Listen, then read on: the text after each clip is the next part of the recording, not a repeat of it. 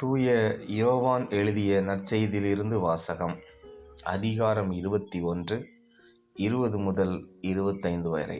அக்காலத்தில் பேதுரு திரும்பி பார்த்தபோது இயேசுவின் அன்பு சீடரும் பின்தொடர்கிறார் என்று கண்டார்.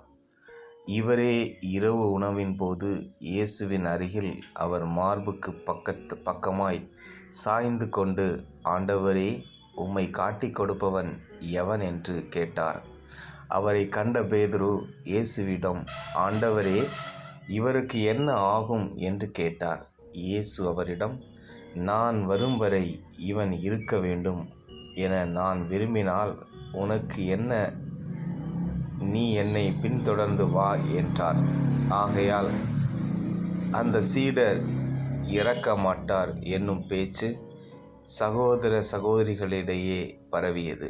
ஆனால் அவர் இறக்க மாட்டார் என இயேசு கூறவில்லை. மாறாக, நான் வரும் வரை இவன் இருக்க வேண்டும் என நான் விரும்பினால் உனக்கு என்ன என்றுதான் கூறினார். இந்த சீடரே இவற்றுக்கு சாட்சி. இவரே இவற்றை எழுதி வைத்தவர். இவரது சான்று உண்மையானது என நமக்கு தெரியும். இயேசு செய்தவை வேறு பலவும் உண்டு. அவற்றை ஒவ்வொன்றாக எழுதினால் எழுதப்படும் நூல்களை உலகமே கொள்ளாது என கருதுகிறேன். இது ஆண்டவரின் அருள்வாக்கு. இறைவா, உமக்கு நன்றி. ஜெபம்.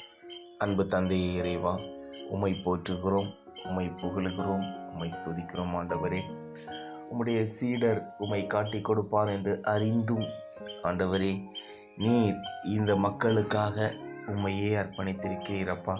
ஒரு எடுத்துக்காட்டான ஒரு வாழ்க்கையை வாழ்ந்திருக்கிறீர் ஆண்டவரே. அதற்கு நாங்கள் உமக்கு நன்றி கூறுக. உலகம் உம்மை கற்றுக்கொள்ளும், உம்மை நினைக்கும், உம்மையே சாட்சியாக வாழும் என்ற நல்ல ஒரு சிந்தனையோடு இந்த நாளை நாங்கள் தொடங்குவதற்கு ஏற்ற நல்ல ஆற்றலை தந்ததற்கு உமக்கு நன்றி கூறி எங்களுடைய பணிகளை சிறப்பாக செய்ய எங்களை அழைத்து செல்லும் ஆண்டவரே. ஆமேன்.